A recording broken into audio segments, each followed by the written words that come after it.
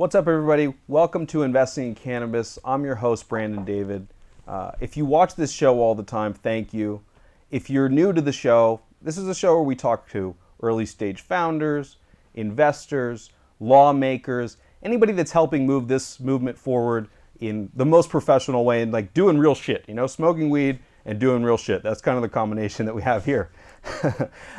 If you do watch this show, that you know by now that edibles or non-smokables is this massive part of the industry. I actually think for the first time, revenue from edibles or non-smokables has surpassed that of smokable or flowers, oils, etc., which is a fascinating thing. So we have one of the premier companies today that creates edibles or non-smokables, whatever. I guess we'll find out what she calls it. Julianna of Auntie Dolores, welcome. Thank you. Thank you for being here. Thank you. Yeah. So tell us about the name. We were talking a little bit before, has a very interesting origin. Can you tell us about that? So the name was conceived in Dolores Park here in San Francisco. Cool. And Dolores means pain, so the name is a double entendre. It's anti-pain. Got it. That's where the name comes Got it. from. So not Auntie, though. Auntie. You could call her Auntie. You could. Call her whatever you want. And is there like a figure in your mind, I mean, that Auntie Dolores looks like? You know what, at one point we thought we should have like a caricature of somebody, and we tried to create who Auntie Dolores would look like and what would she be, and I kind of realized that it's better when there's not a form associated with it, because then it leaves more to the imagination. And it's a concept. It's like anti-pain, you know, edibles as your anti-pain management tool, right? So it's... Yeah, like your great aunt could be super soothing and help you with your pain. I get it. So tell us that story. You're in Dolores Park. How far along are you with the business when the name comes up?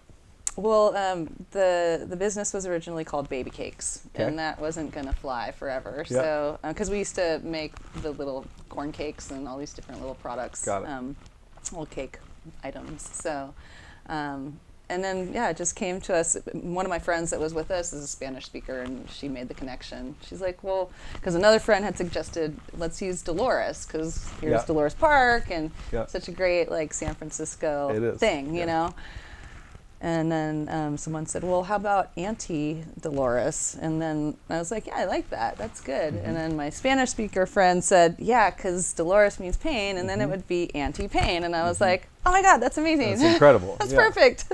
Yeah, so that's where that one. And then Treatibles was another name that was, we got the trademark on it, and then someone had opposed the trademark because there was another company. And so we thought we'd have to abandon that name, and then it turned out the other company abandoned their trademark, so then we scooped it up, and that's also a great brand name. I'm really happy we were able to secure that trademark. Yeah, sure. So let's talk about what's on the table. This is the most amazing part of my job, where people just come and put amazing things in front of me. But two distinct brands here, right? So Auntie Dolores, and then Treatibles is this CBD dog treats, which for a lot of people watching will be pretty astonished. I think that there are cannabis products for dogs, but tell us a little bit about how that got started. So that got started in 2013. We'd already been in business for about 5 years. And we just wanted to start making dog treats and cat treats and all kinds of treats, which we will start doing pretty soon. But the idea is, you know, dogs have all these ailments that are, you know, addressed really successfully with CBD. And why not just bake the CBD into the products just like we do with all our other products, and give the dog something that they like to eat that's tasty and it's nutritious and it's all superfood ingredients. And then there's CBD, and it's just, they can't even taste it, but it's got all the amazing effects for them. And how did you know that there would be any demand for something like this? Well, a lot of patients were requesting it, actually. They were asking us, like, you guys should make some, you know, how about something for dogs? Basically, and we're like, my dog's super hyper, and like, and I mean, because there's doggy Xanax and stuff like that, right? There's so many dogs on pharmaceuticals, which is crazy. Prozac and like all this kind of stuff. So, a lot of those dogs are using Treatibles instead now, though. So that's pretty cool to get the testimonials. And how much CBD is in it? It's about 1 milligram per one small treat, and then those are the big treats. Those have 2.5 milligrams. Okay. And so at the smallest dose, I mean, what could you expect? How is your dog going to react after eating it? It depends on what ailment you're addressing with the product. Okay. If they're an anxious dog, Yep. that's probably the main reason that people are using this for their pets. Yeah. For anxiety, separation anxiety, and thunderstorms and car rides and trips to the vet, that kind of thing. And you can just give it to the dog a couple minutes before it takes effect, within like 10, 15 minutes. Oh, wow. Yeah, it's really Oh, fast. wow. Yeah. How is it so fast acting? I don't know. It's weird. It's, Like, is that I just think dog this anatomy? is just part or? of the research that needs to happen that we don't Yeah. have yet Yeah. because of how cannabis and hemp are classified on, the Controlled Substance Act list. So with the CBD, it's just, this actually comes from hemp, so it's not, there's no THC in the product at all. Yeah. But yeah, it does wonders, and encapsulated in some delicious. That's really cool. So you have dogs? Or no? I don't. You don't no, have dogs? not right Yeah. now. Got it. I wish. That's kind of sad. Yeah, I live in San Francisco. I can't have a dog either, but it's kind of Yeah, unfair it's to such the a dog. bummer. So I yeah, it's know. kind of a bummer. One downside of living in the best city in the world, but anyway. And then there's all these awesome flavors here, right? So Yeah, blueberry, and pumpkin, more blueberry and pumpkin. Yeah, there's a small and a large size. Got it. And what do these retail for? I mean, what can you buy a About bag like this? $24 to $32 Okay. for the big treats. Okay, yeah, and the idea here is that you use it in certain situations, right? Like you Yeah. said, like they need to go to the doctor, or they need a shot or something. Or for dogs with seizures. Got I've it. had a lot of success. Dogs with cancer. Yeah. Yeah, and they don't need much. I mean, animals have an endocannabinoid system, but they definitely are more sensitive to the cannabinoids. Like, they don't even need a lot of THC to get high. Some people have seen their dogs accidentally get high. Yeah. But this product is, you can't overdose on it because there's nothing toxic about CBD. It's totally safe. So Yeah, I mean, I don't know of any reported cases of people overdosing on THC anyway, right? I mean, maybe there's outliers somewhere, but I think medically that's pretty much the deal. It's scary to see a dog go through that, though. Yeah, I mean, nobody wants to get their dog high. That we're not condoning that. A little bit of THC is good, but we don't. Unfortunately, we can't put it in our product because we're selling it worldwide now. But you would want to? Definitely. Got it. Yeah, if we could, if there was no restrictions, we would definitely put a little bit of THC in there. Not enough to be psychoactive, because the ratio would always be strong enough whereby it wasn't psychoactive, with the CBD level much higher. But to have that well-rounded, profile of cannabinoids is really good. We do put a little CBN and CBG. Okay. And those are non-psychoactive. Got it. Interesting. And you're going worldwide now. I mean, how is that move going?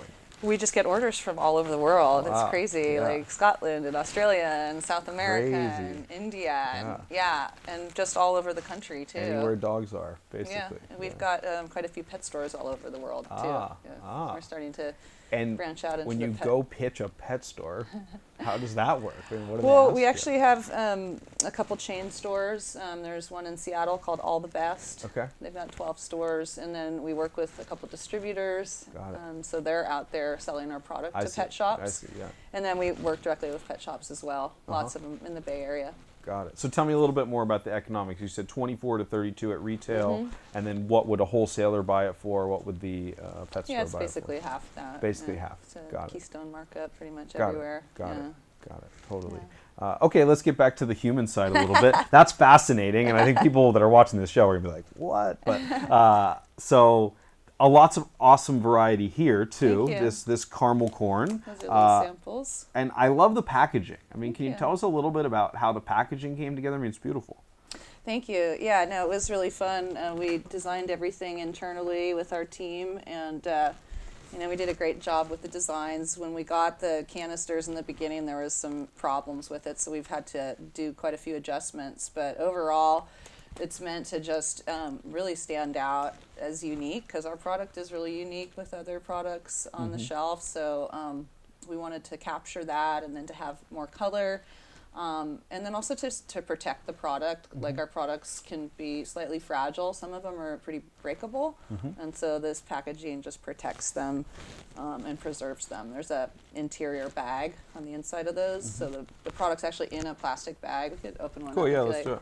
Yeah, so this is the savory pretzels. And so if you're somebody that doesn't want to carry around the canister, or you don't want something labeled, you can take the bag with you. So it's And- just pretzels. Yeah. Or you might want to throw it back in your backpack. Beautiful. Let me try. Let me try Yeah, one of those. please, Yeah, feel free. for sure. And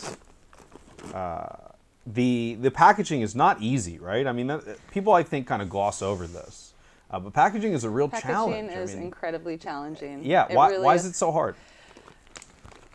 There's so many elements that you have to consider, all the verbiage that needs to be on there, especially with medical cannabis products. I'm good for now. For sure. There's just a lot of legal things that need to be included on here, and then just the branding side of it has to be really strong. And then, like when you're designing packaging, there's so much room for error, if you're not like updating your files and stuff like that. Mm-hmm. So, and then you have to really purchase quite a lot when you get printed product like that. Like how many do you have to buy? Oh, usually like 5,000 per SKU. Wow. Okay. So and you have a lot of SKUs. It's an investment. Yeah. Like we'll get printed bags for the treatables eventually. But it's like a process. You get the stickered bags first, and then you move on to the printed bags, and then maybe we'll do canisters for the treatables as well. And as far as the regulation, I mean, what is required to be on this packaging? Basically, I can show you the parts that are required. Yeah, sure. Like even the placement of medical cannabis and the size of the font in comparison with the other things on there. The dosage is required. And this is all required for medical use. Got it. For medical use only, keep out of the reach of children and pets. We add that because we want to make sure people are not. Sometimes people get confused. They're like, "Oh, you guys make products for pets. I'm going to give my dog the pretzels," and we're like, "No, please don't do that." Wow. Cool. So tell me a little bit. The font ratio has to be a certain way, or there's very specific guidelines on this. Interesting. Yeah. Wow. I don't think I've ever heard that before. Yeah. When you really dive into all the details, there's a lot to remember. We missed a few things too, so the next round of canisters is going to have even more information on there. Got it. And no nutrition facts on here. Yeah, right? Couldn't fit them. And that's not part of the regulation. You don't have to have... We've actually been forced to take the nutrition facts off of our product in some counties in San Francisco. So that it's clear that it's a food, but not a food. It's clearly... crazy, actually. I mean, patients should know what they're eating. Yeah. I mean, I just ate a pretzel and it tastes like a pretzel, right? So it'd be cool to know. It'd be cool to know. That's why we put them on the website. We want people to know, but we don't want to keep the information from them. But for some reason, there's some health departments that want this to be acknowledged only as medicine and not as food and medicine. Got it. So a few other interesting things on here. One dose is 2 to 3 pretzels. So this is a part of it that I find fascinating because like what quantifies a dose, right? Like my dose can be very different from someone else's dose. Yeah, we decided to go with what Colorado and Washington are doing, which is a 10 milligram dose. And I think that's a really smart place to start. It's just a baseline, and it's a safe amount for a beginner to start with.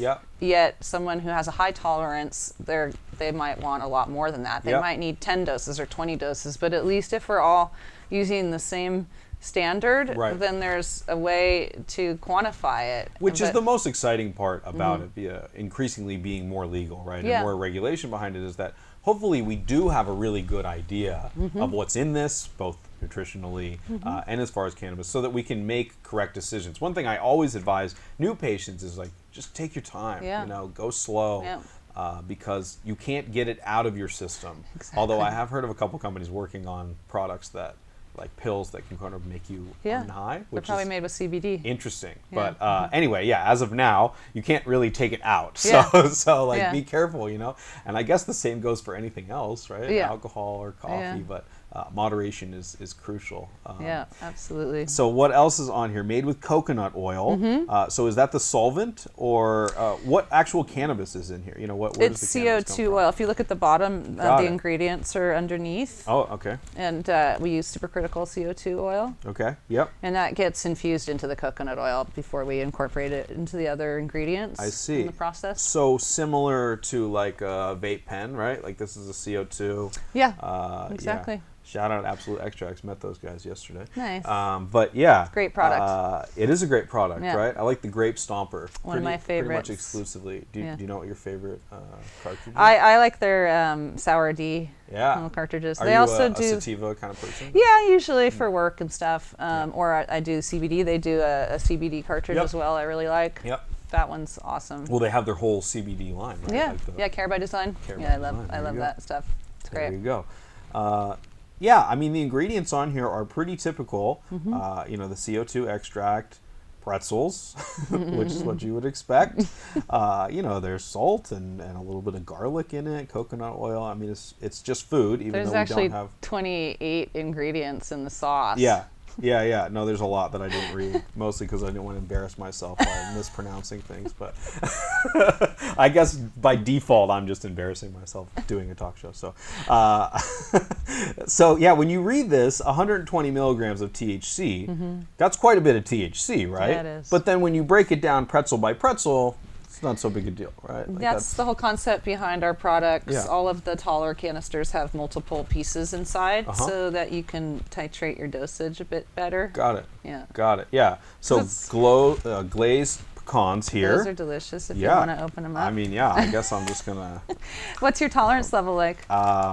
It's pretty good. Okay. I'm okay, yeah. Pretty good being pretty high or pretty low? That's a very interesting distinction. Good means low, I think, because then you don't have to eat a bunch to get high. That's true. No, sometimes I will take a break from cannabis for some time to, lower that tolerance. But reset. No, I'm a pretty heavy, pretty heavy then consumer. Have at it.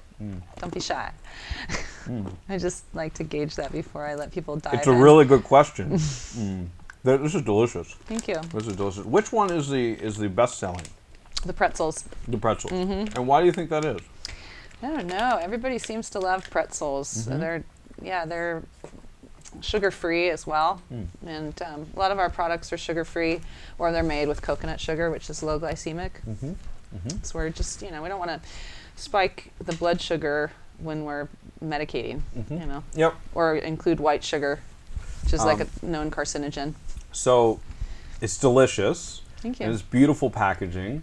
What's next? I mean, where does all the growth come from? How do you get into, we were talking briefly about county to county, there's different regulations, and it's very challenging kind of to scale right now. Yeah, right? yeah, absolutely. Yeah. How are we going to fix that? I mean, well, statewide regulations in California is definitely going to help a lot, especially for producers like us that work with all these counties and our products all over the state. It's going to be a lot less cumbersome, I think, to do business. It's going to be nice to have a for-profit as opposed to a not-for-profit model for our state. Totally. I think that's going to bring a new level of professionalism to this industry.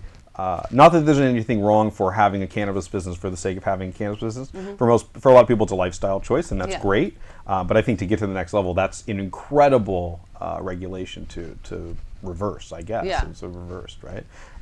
So, I mean, what are the challenges specifically with edibles? I mean, is there any distinction, any reference made in the regulations for edibles? Oh, yeah. Yeah, it's unfortunately, it's pretty vague, and it's not very much. There's not a lot of information in there on edibles. Got it. I'm sure there's going to be changes. Yeah. There's definitely going to be changes. So what does it say now in terms of edibles? Like, it's literally so basic. There's not even anything about dosage or a potency cap or anything like that. Wow. Those more detailed regs are probably going to come with the adult use, recreational. I think that's when they're going to dive into all that. But MRSA doesn't say much about it at all. Got it. So basically, you're just using best practices from Colorado. There's manufacturing licenses that we'll be able to get, which is huge. Right now, we're not a licensed profession, and nor are cultivators. So everything that's being produced and sold in dispensaries right now in California is basically being made on the black market, technically. So now all of these people are going to have licenses. Which makes getting a bank account really difficult and paying your taxes difficult and all those things. Yeah, the bank account thing is an inherent problem in this industry. That's a federal thing. That's huge, and it's going to be one of our biggest deterrents for growing this industry. But also one of the biggest opportunities. right? For banks or for who? Definitely for banks, yeah. But I think in terms of technology, right? Yeah. And there's definitely a way to do this and be disruptive. Yeah. And no one has quite done it yet. Yeah. There's a number of people working on it, but that's the part that I find fascinating. Yeah. It's like, who's the really smart person that's going to figure this out? You know? Yeah, totally. There's a lot to figure out, especially that with the 280E tax provision. Those are the two biggies. We have to work through this stuff and change it, you know? Yeah. So how do you measure growth? I mean, what are some of the metrics that you look towards on a normal basis? Well, we look at our sales figures, obviously. We look at our territories and how big they have grown or not. Or exposure, in the media and how much exposure we have and how much attention we're getting and stuff like that. Those are all. And what does that do to sales? Do you see the direct spike? Oh yeah, definitely. Got it. Like with Treatibles, we've received quite a bit of press with that, and as a side result, we've also gotten a lot of press for Auntie Dolores because of it. But that's certainly helped to get the message out outside of California, and so that's how we started getting these orders from everywhere. Other places. Is because people they saw something on the news, or they read something in some newspaper, or read something online. And I think it's fascinating that you can ship the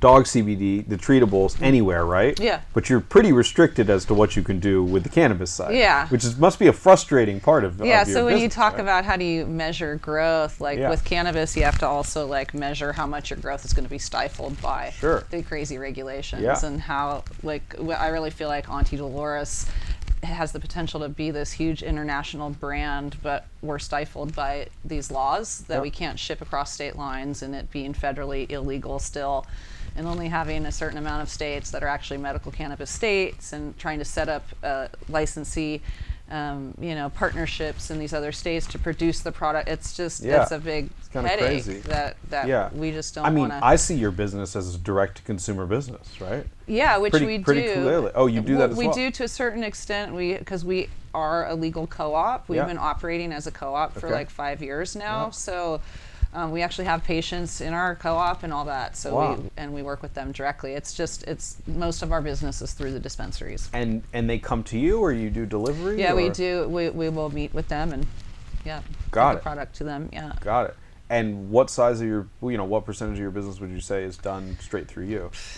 Maybe 5 or 10%. Very small. Not a lot at all. Very small. And why is that? I mean, why not try to increase that side of it? I don't know, to be honest. I mean, I'm not sure. Yeah. I think people are they like to go into a shop, you know, especially in the Bay Area. There's so many shops to go into here. It's not like a restrictive area like San Diego where people are relying on delivery services and stuff like that. And can you do delivery? Is that legally? Technically, as a co-op, Because I totally see this as like a subscription box. Yeah, exactly. Right. Now, if we after January 1st, we can also get a delivery license for that. So there's actually they're gonna have delivery services and dispensary licenses. Yeah. So, separate. Yeah. Yeah. So that's just another area that's there's finally some. And do you intend to do that? Is that we'd like to. Yeah. Absolutely. Cool. Yeah, because I think. You have great social media presence as well, right? Thank you. So, if you can convert people from social media to direct buys or subscription, you're cutting out so much of the middleman, right? Your margin is just incredible that way. But we don't like to compete with our dispensaries that way either. So we kind of just, we try to keep everything pretty standard pricing and all that. But the people that go to dispensaries, they just like dispensaries, right? They're going to continue going there. They buy flowers when they buy their pretzels or whatever. I don't really see it as direct competition. I guess it is in some way. Maybe if we were lowering our prices, it would be it would be a problem. Right. Well, but you wouldn't have to lower the price. You just keep more of it, right? There's that. Anyway, enough business. Yeah. We've come to my favorite part of the show, which is I'm fascinated by the guests' personal cannabis consumption. So it's Saturday today, right? Yeah. Are you gnawing on some pretzels? Do you smoke as well? What kind of Actually, I have the vape pen. I'm always carrying probably 2 or 3 vape pens Got on it. me, and I trade off throughout the day and Got stuff. it. And then you I do prefer that edibles. to flowers, or? Yeah. Yeah. Why? Yeah. Convenience, discretion, taste. I mean, so many reasons. I love flower. I mean, I'll smoke. Sure. You know. I'm not picky. I think it's good to mix it up. Yeah. You know, it's really good for your system to have a combination of products and cannabinoids and all that. So. Yeah. And of your products, if you can, I know they're like your babies, but what's your favorite? The glazed pecans. Yeah, they were delicious. They're amazing. By the way. They're really good on salads and in soup, and you can bake them into cookies and stuff. Yeah. Make a pecan pie. Wow. And any products coming down the road, like new things that you can talk about, or? Yeah, we're going to develop more CBD edibles. So this is our CBD brownie. It's 50 milligrams of CBD. And this is another product that's actually available worldwide. Cool. It's got a different package when we ship it out of state, but it is made with the same hemp-derived CBD that we use for the dog treats. Cool. So we're going to start to make some of our other products in a CBD version as well, such as the pretzels and possibly the pecans. Mm-hmm. Yeah, no, I think People food love and CBD is such an obvious combination. Yeah. The sort of like all CBD strains of flowers or oils, like, I mean, I get it, you know, you want to give people options, but I don't think that that's the way that people will consume CBD in the future. You're right. If anything, like maybe the sprays or a tincture or something like that, you know, but I think that smoking is, even though I like it a lot, becoming passe, right? I mean, well, sadly, like when CBD first started becoming popular in the dispensaries, that was what you would see in dispensaries, is the flowers and not a lot of products yet, because it wasn't there yet. But unfortunately, those strains just sat on the shelves and didn't sell very well. And I think it's because of what you just said. If you're interested in CBD, you'd rather eat it or vaporize it, but not smoke it, because it's not the healthiest way to consume it, and it's I mean, smoking isn't good for you, right? Like, there's not really any way around it. No, it's not as bad as smoking cigarettes habitually. But yeah, I mean, if you are a new consumer of cannabis, like, you probably should go a different direction other than smoking, right? Absolutely. Plus, I think smoking can hit you so quickly sometimes that if you're not experienced, it's a very overwhelming effect to begin with, you know? Cool. Okay, plug some stuff. AuntieDolores.com. Right? AuntieDolores.com. Yep. Treatibles.com. Okay. And your social accounts on Twitter and Twitter, Instagram, Facebook. All just Auntie Dolores. You got all of them. Auntie Dolores and Treatables, And Treatables, they both have of separate. them. Wow. Was there any trouble getting all those names, or no? They were just available. Incredible. It's the first thing we do is secure our, all our but marks I've and heard everything. people spending a lot of money to buy Instagram accounts from people, you know? Yeah, we've spent a lot of money on all that stuff. Oh, I see. So it wasn't so super. Just the trademarking and copywriting of like all of our marks and everything. That alone is a huge expense. Yeah. Legal fees associated and everything. It's a lot. Got it. So have you guys have you taken on investment yet, or? Yeah. Oh, you have. Yeah. Oh, yeah. Cool. Yeah. Let's talk about that. It is called investing in cannabis. I guess we could get to that. Yeah. Tell us about what round are you in? You know, like. Yeah. We finished our round about 2 months ago. Got it. And we raised 1.25. Got it. But most of the money was actually raised last year, and we were able to rebrand. And is that how many times have you taken money now? Is that like a seed or an A, or do you classify it like that at all? Or? No, it was just a $1.25 million raise. Got it. And that's the first time that you've raised money? Got it. Cool. And totally bootstrapped before that for a long time, right? 6 years. So why the decision to raise the 1.25? Because we hit a wall. I mean, we just, trying to manage the cash flow in this industry, we can't get on terms with any of our suppliers. There's just always difficulties with cash flow management in this industry, especially when you're purchasing like expensive oil for your products and packaging, all that kind of stuff. And all that. Yeah. So it was just for us to even be able to rebrand, we had to raise money, and then we got a bunch of new software, and we've put it to great use. And Treatibles, a lot of the raise was actually to help push that along. We rebranded that recently too. So got it. Very cool. Very cool. And Do you predict raising money in another year I think or 6 so, months? yeah. Or We're gonna want to raise some more money, especially for Treatibles, since it's such a big opportunity, and hopefully when there's less federal regulations around selling out of state, maybe we can sell Auntie Dolores the same way that we're selling Treatibles. So those are all things that we're interested in seeing happen. Yeah, very cool. Do you like raising money? It definitely detracts from operating the business. Yeah. It's a huge. Takes a lot of time. Just and you want to develop those relationships really well. Yeah. So you have to put the time in. So yeah, it's hard to run a company and raise money at the same time. Yeah, yeah. Totally. I wouldn't want to do that again. Yeah. Yeah, I've heard it's a distraction. I've been a part of a few tech companies, done a little bit of fundraising myself, or assisted in that. Yeah. I think it's kind of a love-hate thing, Yeah. Like people either get off on that moment where it's like kind of tense and you got to negotiate and whatever, and then some people, myself included, like I think that's a really cool experience, Yeah. So I think it just depends who you are, but it is a big distraction. Yeah. So. And then what's the runway like from now? I mean, so you raised the 1.25. I mean, you must have been profitable before that. Yeah. Otherwise, you wouldn't have made it 6 years. So, when will you know that it's the next time, a good time to raise money again? Probably I'm looking at the needs that we have, like with Treatibles, and wanting to do outsource manufacturing and just things that cost large sums of money. Purchasing all the CBD that we need to actually do a huge production run. Got it. Is those are all just real expenses involved. Got it. And who do you make that massive purchase from? I mean.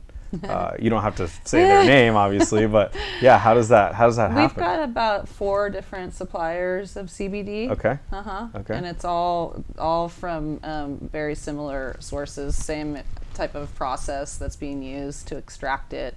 All pharmaceutical grade product. Yep. Really clean. Nothing that's grown in China. Everything's grown in Europe, and just really superior quality CBD. Yeah. That's incredible. So California, I'm assuming. And CBD is just very expensive still. It's probably about 3 to 4 times the price of THC. And is that based on additional labor, or why is it so much more expensive? Just I think novelty? It's based on supply and demand more than anything, but also the process, especially the hemp-derived CBD. There's very small amounts of CBD on the hemp plant, so the process of extracting it is a lot. There's a lot involved with that. That's where a lot of the costs come in. And then importing and all that stuff is expensive as well. Got it. Yeah, I mean, it's really interesting that's kind of the final piece of this, that everybody that's still in the shadows, right? Yeah. Is whoever's doing the extraction or the grower or whatever. And I've tried very hard to get growers on this show, and they're not super excited about it. I mean, beautiful, salt of the earth type people, right? And they really are keeping this industry alive. Yeah. I mean, what's going to have to change? I mean, when is that going to be an okay thing to do? I mean, that's a profession. That's a career, Yeah, honestly, we didn't speak to the media until about 2 years ago. Yeah. The first 6 years in business, we'd never, ever talk to the media. Right. We just wouldn't. You're just afraid, right? Isn't that Yeah, absolutely. Yeah. I mean, there's still farms being raided all the time. There's businesses being raided all the time here in California, and I think it's we're so close to being a regulated state, but I guess there's robberies and illegal raids happening still. And everybody wants to talk about the impending adult use in California, right? And hopefully 2016 that happens. But I actually see that as a much smaller part of it, as opposed to what's happening on the federal level, because people are still going to live in fear. I don't care if you're in California or you're in Washington or Colorado. If you can be raided by the DEA, I mean, that's still a real thing. And I have concerns about, if we have a very conservative president elected, is he going to decide that we have to re-spark the war on drugs here? I mean, what's your opinion on kind of how federal influences this state, and is that a concern of yours? I mean, absolutely. Yeah. It's a concern every moment of every day. Yeah. But what's interesting is that not all conservative politicians are against cannabis. You know, Yep. and so I think it's pretty remarkable, but actually there's been a lot more raids in Obama's administration than there were in Bush's. Right. So even though he's outwardly come out and spoken yeah, of, but his first term, I mean, there were so many raids in those years. They were the worst years of the industry here in California. So unfortunately, we can't safely say that a Democratic president's going to lead us into, you know, a fully federally. I feel that most people don't really realize that. I mean, maybe if you're in the industry, you do. Most people don't realize that Obama's policy has been pretty anti-cannabis, right? I mean, no, they don't realize it. They also don't realize how often these raids are happening. And I mean, there was something on YouTube, a dispensary that was being raided, and one of the cameras that they didn't get that caught the whole activity, the officers were eating the edibles and laughing about it while they were performing the raid. And this all got caught on where was film. this? I forget where now, but there's so many stories of raids, like illegal warrantless raids happening in the last like 18 months. Sure. So Scary it's just stuff. it's Scary stuff. and it's not front page news, you Right, know. right, so right, people hear it and they're like, Why would it be? really? Yeah, That's not exactly. that can't be happening. And Right. no, it actually happened. Yeah. And there's cameras that caught it all. Yeah, and there's lots of accounts of like them shooting dogs and stuff, right? And like supposedly like attack or security dogs, but hard to know what actually happens during those raids, right? Yeah. I mean, we've had several what I call like weed warriors on the program, Debbie Goldsberry and Ed Rosenthal, and to hear them speak about it is pretty inspiring to hear what they've dealt with in their career and kind of getting us to this point. And, Absolutely. but you too are fighting the good fight here, and I commend you. I just get to sit here and talk to cool people, and there's people taking real risk out there. So I applaud you. Thank you for doing that. Thank and you. the food is delicious. Thank you. And I wish you continued success here. Let me know when it's time to raise a little bit more money. We're pretty good at that around here. Oh, cool. So yeah, all right. yeah, That's totally. Awesome. Well, thanks again for watching, guys. Thanks to Julianna for being here. You can check us out anywhere that content is consumed. So investingincannabis.tv is up and live. It's pretty cool. You can check that out. Twitter and Facebook and Instagram, and I think we're working on a Snapchat too. You can check that out. Snapchat takes a lot of time, honestly. Have you played with Snapchat at all? Yeah, it's like a lot of engagement. And plus, I think you got to be like 17, but that's, I have a 17-year-old sister. Anyway, thanks for watching, guys. I'll see you next time.